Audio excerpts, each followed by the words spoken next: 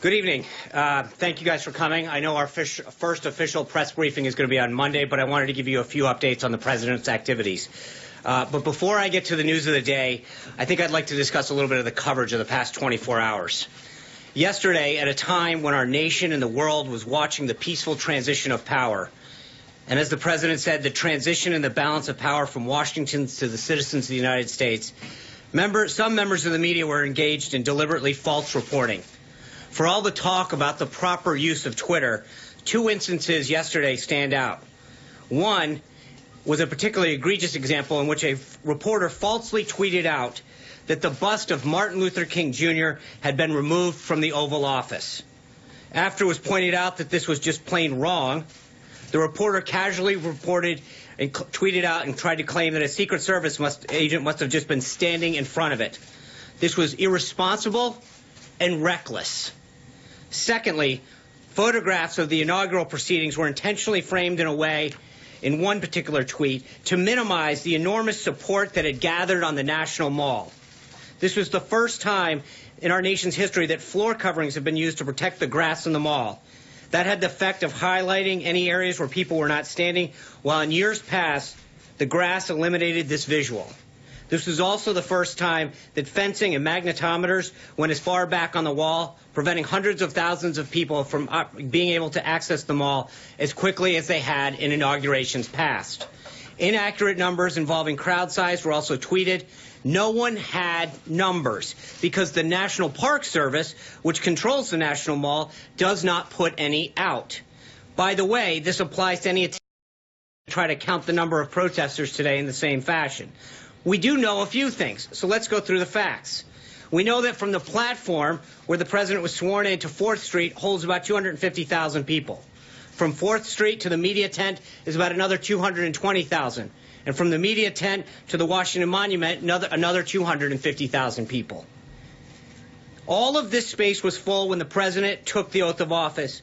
We know that 420,000 people used the D.C. Metro public transit yesterday, which actually compares to 317,000 that used it for President Obama's last inaugural. This was the largest audience to ever witness an inauguration, period, both in person and around the globe. Even the New York Times printed a photograph showing that a misrepresentation of the crowd in the original tweet in their paper, which showed the full extent of the support, depth, and crowd and intensity that existed.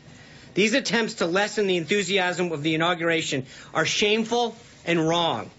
The president was also at the Central, as you know, the president was at the Central Intelligence Agency today and greeted by a raucous overflow crowd of some 400-plus CIA employees. There were over 1,000 requests to attend, prompting the president to note that he'll have to come back to greet the rest. The employees were ecstatic that he's the new commander-in-chief, and he delivered them a powerful and important message. He told them he has their back, and they were grateful for that. They gave him a 5-minute standing ovation at the end in a display of their patriotism and their enthusiasm for his presidency.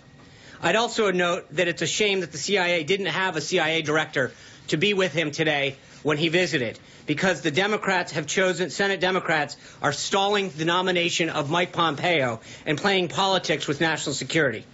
That's what you guys should be writing and covering. That this, instead of so about tweets and false narratives. The president is committed to unifying our country, and that was the focus of his inaugural address.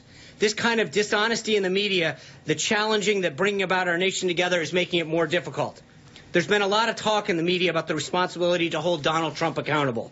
And I'm here to tell you that it goes two ways. We're going to hold the press accountable as well. The American people deserve better, and as long as he serves as the messenger for this incredible movement, he will take his message directly to the American people, where his focus will always be. And with that, a few other updates from the day. The president had a constructive conversation with Prime Minister Trudeau of Canada about strengthening the relationship between our two nations. They also discussed setting up additional meetings in the days to come, which we will follow up on.